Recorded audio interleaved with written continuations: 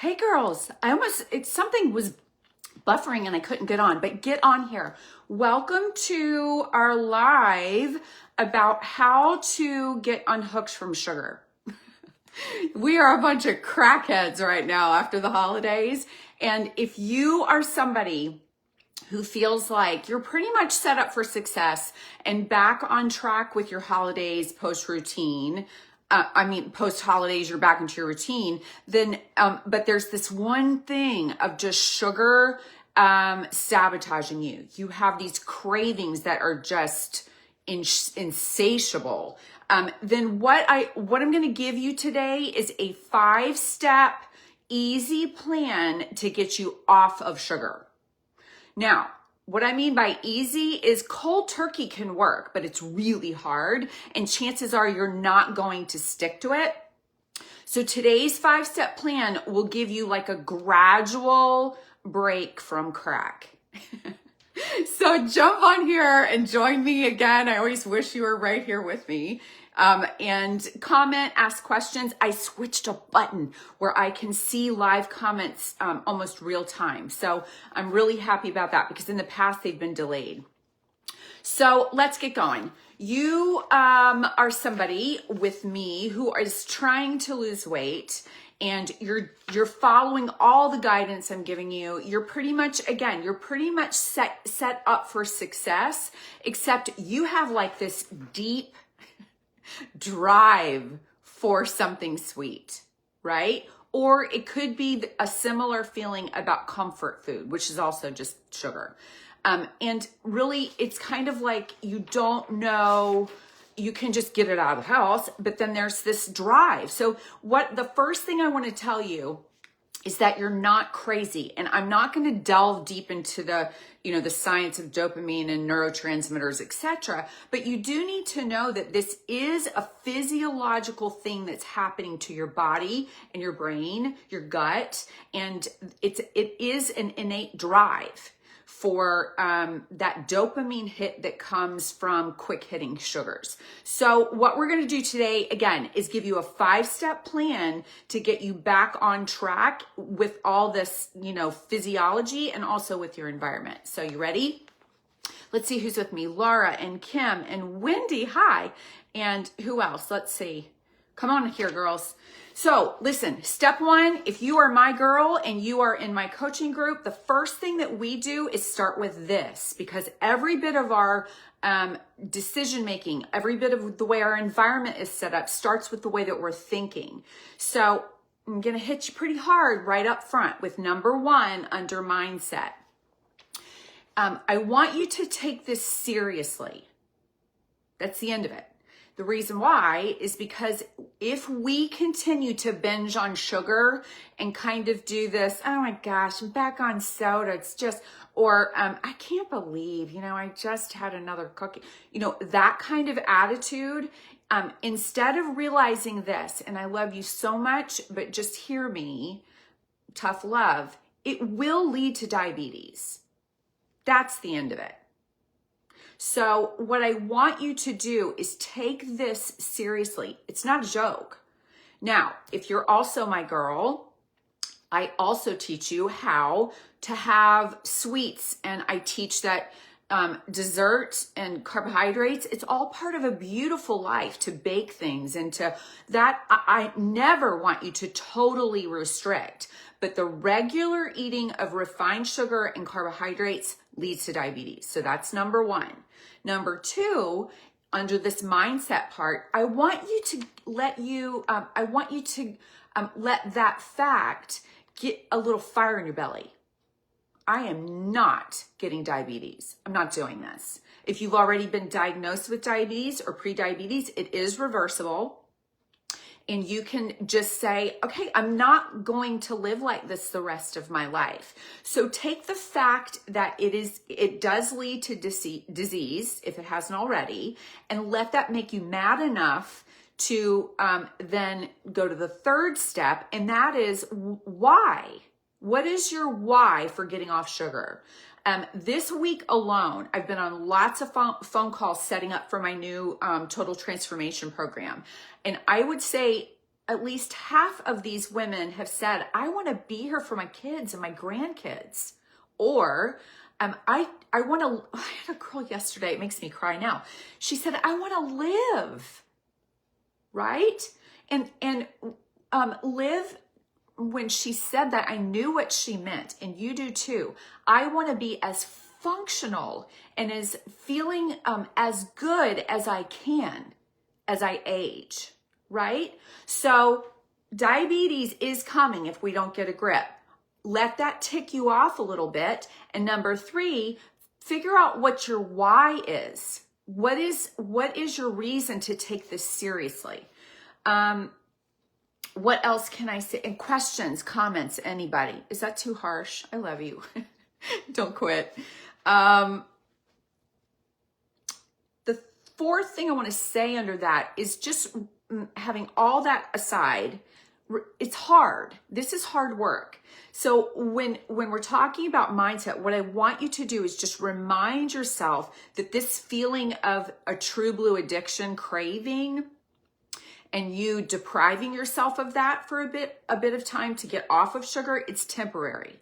I have my girls say that all the time. The process of losing weight is temporary. This is temporary. As soon as the weight is off, I can go into maintenance and live a off program. Or as soon as I'm off sugar, I can reintroduce it in tiny amounts occasionally on special occasions. But either way, when you are miserable, just remind yourself that this is not forever. This is just a little pocket of time to get you back on track. It's temporary. And then the final thing that I'll say under mindset is this. Focus on how good you are about to feel. And you know what I mean. Because we all have seasons in our life, hopefully you're in one now, where you are dialed in on your movement and you're dialed in on what you've been eating and your clothes fit well, your body feels tight and lean and not flubby and inflamed or achy, you're thinking clearly, you have more energy. So really focus on the outcome of what it's going to be like to be back on track and off of sugar. And the fear of having diabetes will be gone. That's huge too. So any questions? That's mindset number 1. Hey, Patsy. So questions. I don't see questions. Okay. Comment. Say hi. I'm here. Step 2. So number 1's mindset. Get it all straight. Step 2 is get back to the basics. And the basics looks like you stabilizing your wonked out blood sugar. How do I do that? I'll tell you right this second. Rule number 1, and you've heard it from me a billion times if you've been with me for a long time. You should be eating every 3.5 to 4 hours during the day. You can fast overnight, but no, listen to me, no more than about 13, 14 hours. Because if you're, us old girls, if you're over the age of 40 and you are female, any longer than, I would say 13 or 14 hours, definitely no more than 14. 14 seems high to me. It will have the opposite effect. Your cortisol will get spiked, your stress hormones, and your body will hang on to fat instead of shedding it. So, okay, that being said, all day long while you're awake, I want you giving yourself, do you remember the frequent fueling methods we talked about several months ago? It's just a protein and a complex carb every 3.5 to 4 hours. Complex carb is the opposite of refined carbs, which is donuts and, white pastas and bread, all that stuff. Complex carbs are exactly what they say. Like if you looked at them molecularly, it's a complex bunch of molecules that take longer to digest. So what does that do? Every 3.5 to 4 hours, when you do a complex carb like a fruit or a vegetable or a grain, high fiber grain with a protein, that keeps your blood sugar right here. You are going to feel better when you are sustained, when you're sated, you're full, and you're not experiencing huge spikes from the soda you just had, huge crashes, which, listen, when you crash, your brain will not crave broccoli. Shocker. Your brain is going to crave another spike because it literally thinks, oh my gosh, I need more energy. I can't keep my organs pumping without energy, right? Because it's used to this craziness. So what I want you to do is mitigate all that, stay ahead of it by every 3.5 to 4 hours doing a complex carb and a protein. Does that make sense? So that's rule number 1. And listen, that is so essential because what that also does is you stay ahead of not only the crashing that's going on, but you're staying ahead of the hunger, because that's another point to make about our brains and quick sugars. When you allow yourself to get starving, again, your brain is not going to crave a complex carb, broccoli, or, oh, I think I'll have a bowl of salad. No, because that is slowly digested and metabolized into the bloodstream, kind of at a trickle, let's say, versus you're starving. I need a Snickers right now, because it is a quick hit. It's fascinating science. So eating every 3.5 to 4 hours with a protein and a carb eliminates the crashes, and it keeps you ahead of the hunger, which is half of the battle with sugar, I'm telling you. Back to basics, stabilizing your blood sugar is it's so obvious, but I'm just going to say it. You can punch me through the screen if you want, but get rid of all the crap. Just get all the processed sugary stuff out of your environment. And listen, if you have to drive to go get your cookie, you're probably not going to do it. Let's be honest. So a great way to say this is put some distance in between you and all this sugary stuff. If you really have an issue, you might jump in the car, but I doubt it. Another cool little tip about stabilizing your blood sugar: start in the morning with a savory first meal. Because if we're starting even on, with a palate of like super sweet fruit, let's say, excuse me, what that does is it sets you up. I was in a household, I'm not going to tell you who or where, and they eat donuts for breakfast every morning. It's their ritual. Guess what that does? Immediately they get the spike, immediately they get the drop, and they spend the whole day in a brain fog. All of us. If you are eating a sugary first meal, whether it be a big old white bagel that's going to be metabolized, same as a Snickers bar, or a full-on just donut, whatever it is, you will spend the entire day like you don't even know it really, because if that's been your ritual, you don't know what it is to think clearly and have energy. You think this is just normal. So really, if you start your first meal not sweet, I have a hair in my face, but savory, it sets the tone for the whole day. Because immediately you have that sustained blood sugar we just talked about, and the rest of the day you won't be craving sugar because you just had sugar drop from your donuts. Make sense? All right, questions. Let me check. Hey, Jan, come on in here. All right, girls, I'm gonna keep going so it's not 20 hours long. Let me see. Savory breakfast. All right, here's one. One of the reasons you are craving sugar is because you're tired or stressed, those two things. So those are breaching over into the whole idea of habit change. What happens when we're stressed is we crave anything that produces a quick hit that then leads to a serotonin release, which is our comfort neurotransmitter. And so if you can find a way to mitigate stress, to think, okay, I've got another, let me tell you, nurses, we are terrible for this because we work, door to door. My night shift was 15 hours. So really, if you're in a high stress job and okay, I'm going to be in hour 11 and I'm going to lose it. And we keep candy all over the nurses' station. It's terrible. But the reason why is because, again, you crave something when you're sleepy that is going to give you that energy boost. Same thing with stress. it's a craving for the right neurotransmitter release that's going to take you from stress back to midline. But it's a big fat lie if you're doing it with sugar. It just is a rebound hot mess. So if you can figure out a way to get your sleep routine fixed and to mitigate stress, you will not have the sugar issue that you do now. That's the end of it. And finally, with back to basics, plan ahead.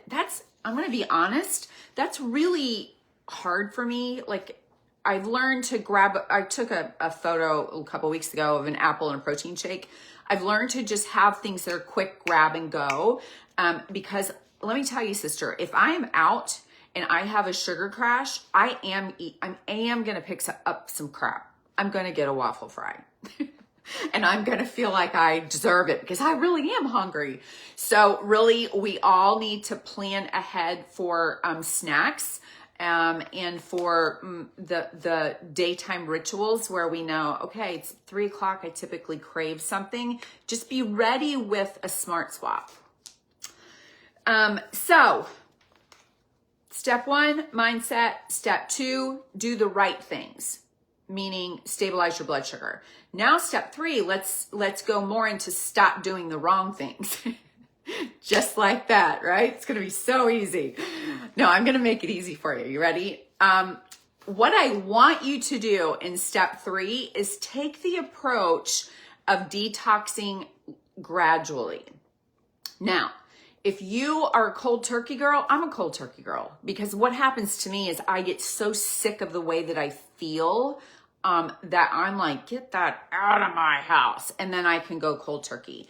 Now, if you are somebody that, and you're normal, if you don't want to go cold turkey and you would do better gradually, this is your ticket right here.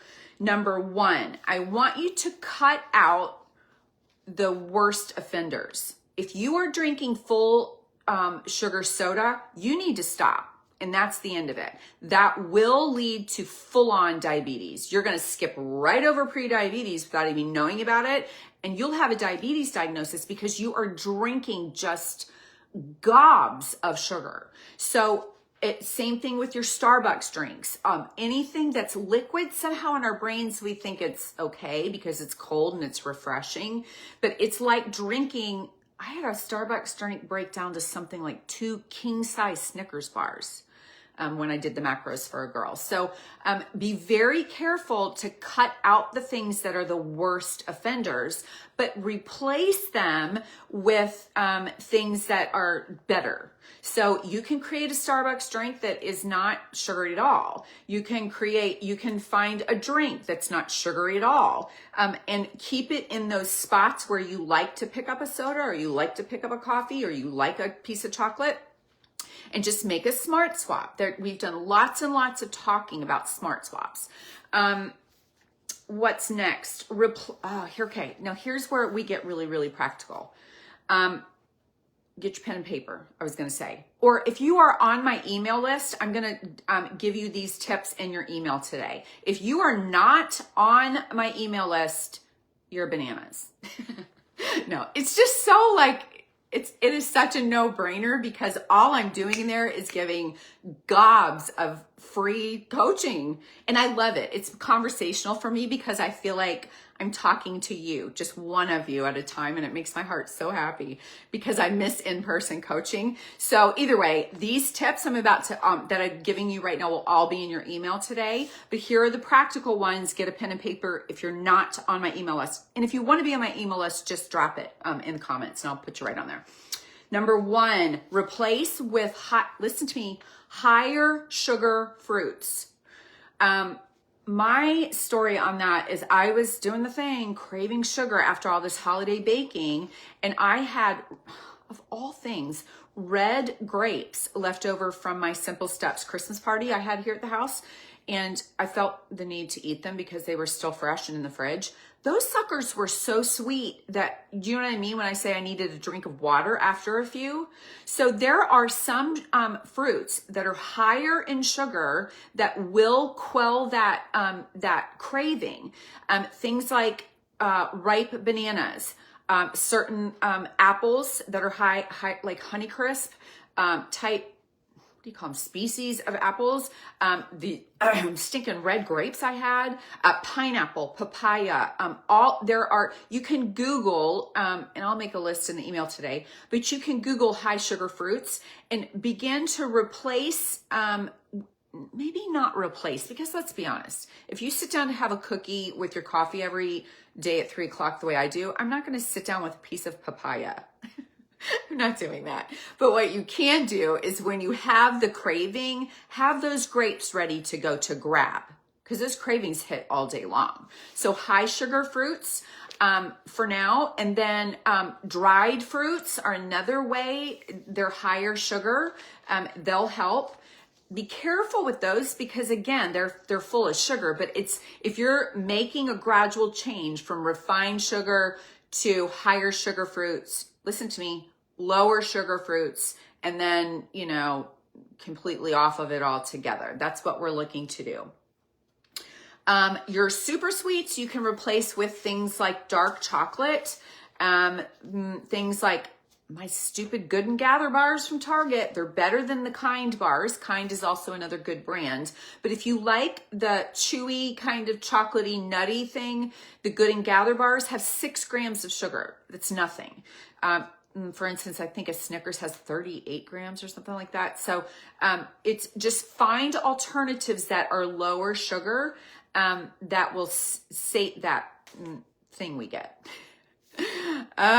Questions, anybody? I don't see questions yet. I love y'all. I'm sure you're talking to me. Facebook never lets me see them. Now, here's something I want to tell you that you're not going to like. I don't want you to go for artificial sweeteners. I don't. Because two things. Science has proven that it's not as horrifyingly awful for our gut biome the way that we thought. It doesn't kill good bacteria in our gut. But what it does do, girl, is you're not going to believe this. It creates a bigger dopamine hit than even regular sugar. Because if you know this, if you taste things that have fake sugar in it, they are really, really, really sweet, right?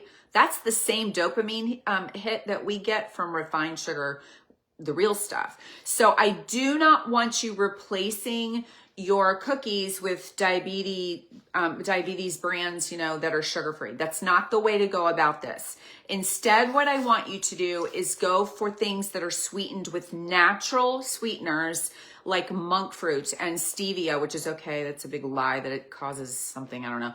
But look for coconut sugar, things. But listen, this is so important and it's so infuriating. When you buy the natural sweeteners, you need to flip that box over or the bottle over and read the ingredients to be sure that if it's monk fruit, it says monk fruit. If it's agave, it says agave. And that should be it. What they're doing now, and I don't know why, maybe it's a money marketing thing, but what they're doing now is adding artificial sweeteners to natural sweeteners. So it says organic monk fruit. Yay, it's healthy. And you turn it over and it says monk fruit and xylitol, which will rip I get doubled over immediately with cramps. So really look hard at not doing artificial sugars, going for the natural sugars, and then reading the ingredients to be sure that's what you're purchasing.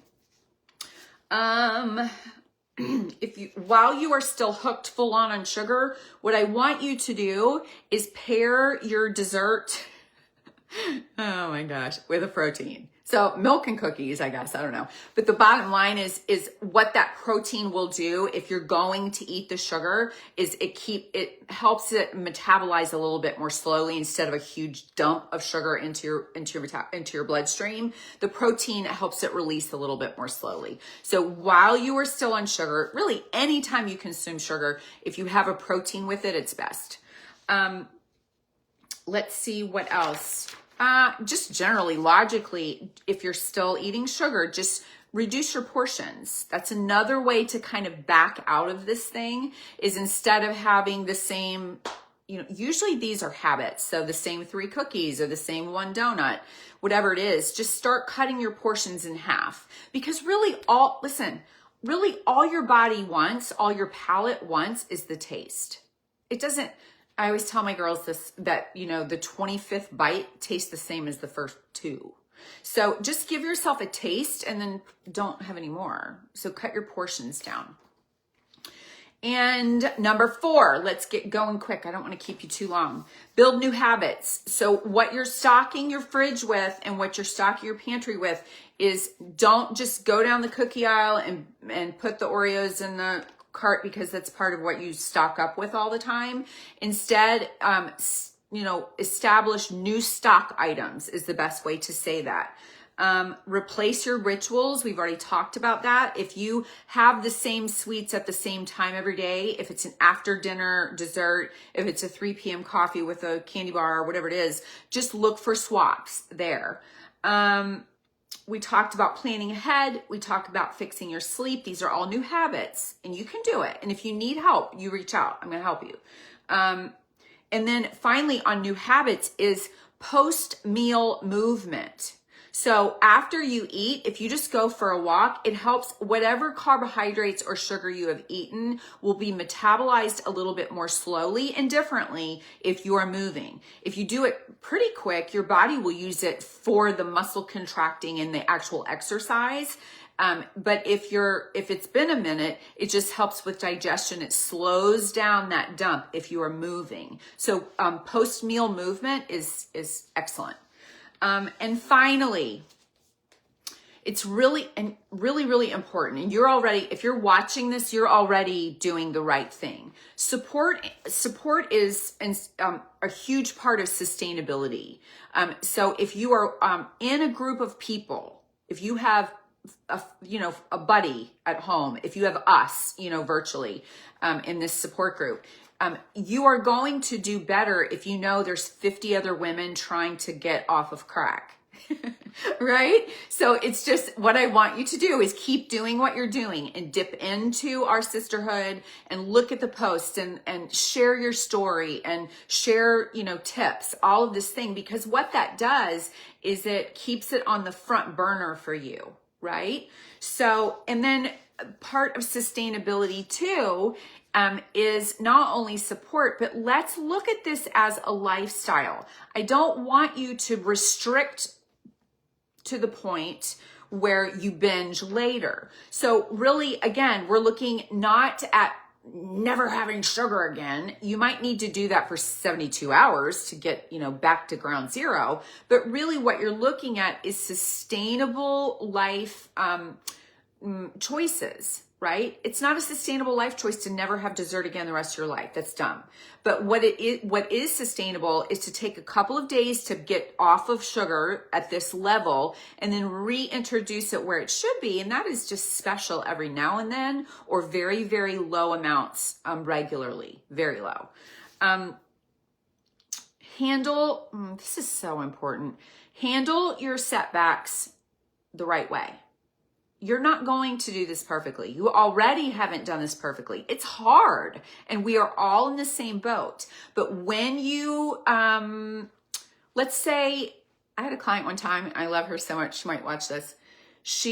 I get confessions a lot, and I love them because they think they're going to the principal's office, and then when I offer grace, they're like, whoo. She's like, I just ate 13 donuts. And it was because she was restricting. And so, let's say you're the girl that just had 13 donuts. I have another girl, and you know who you are, who was at work, and she texted me and said, I just had 2 jelly donuts in the bathroom. So you just had 2 jelly donuts in the bathroom. This up here is going to start saying you just screw up all the time. Like you're never going to get off of this. And that is not productive. What I want you to do is start over. That's it. Wow. That's it. What I want you to do is just say, okay, I messed up. Number 2, I want you to feel the way that jelly donut feels in your body. You now have brain fog. You're now grouchy.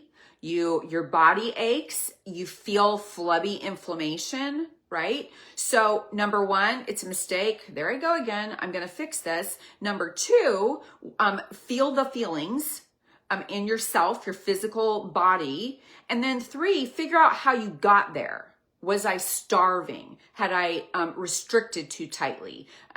whatever, did I set myself up for failure by buying it all and keeping it in my environment? So just handle the setbacks as gold. They are learning moments that will catapult you into success. That's the way I see mistakes, always have. Keep your why visible. That's the last thing I'll say, is make sure that, and you need a why that's not only, I don't want to, get diabetes. That's very important, but also get a fun why of, I want to feel great in summer in my clothes. Put a pair of shorts out that you are mortified to wear right now.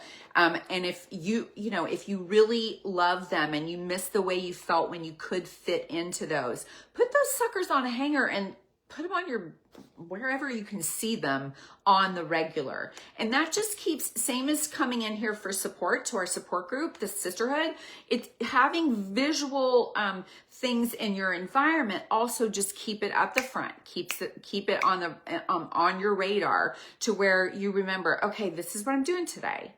When I go through life changes, my boys grew up in a household where there was stuff on index cards everywhere.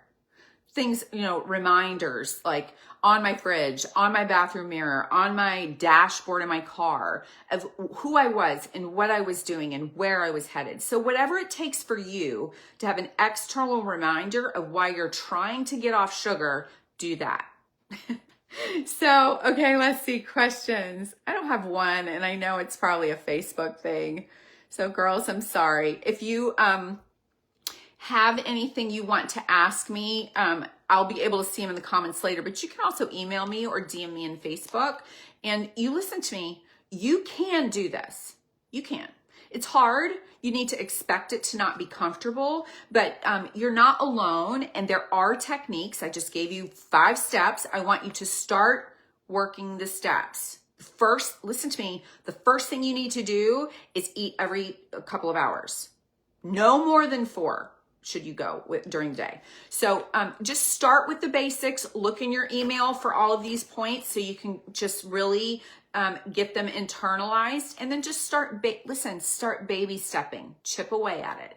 If you feel discouraged, then let me know, and I'm going to encourage you. I'm going to teach you how to feel like you can do this. Okay, so that's it. You're going to get off of crack. It's going to be good. You're going to feel so good. The last thing that I will tell you is that if you are someone who is interested in Simple Steps Weight Loss System, my original program, or if you are interested in Simple Steps Total Transformation, which is my new faith-based program, you need to check your DMs if you've already reached out to me, because I'm trying to set up phone calls. There is a wait list. There are very limited spots. I already have 3 women signed up. And so I don't have many more left. So if you are serious about this, then we need to get on phone call and see if it's a fit or not. Because you can start whenever you want, but right now, my 2 programs are only open for a little bit, and then I'm going to have to close it when they fill up, and then it'll be a couple of months before it opens again. So get serious about it and set up a phone call with me. If you haven't, expressed interest, but you are, just let me know and I'll tell you about it. So I love you guys. I'm here for you. I love you. I pray for you all the time. I'm trying so hard to give you things that are relevant and practical, because what I know for sure is that this is doable.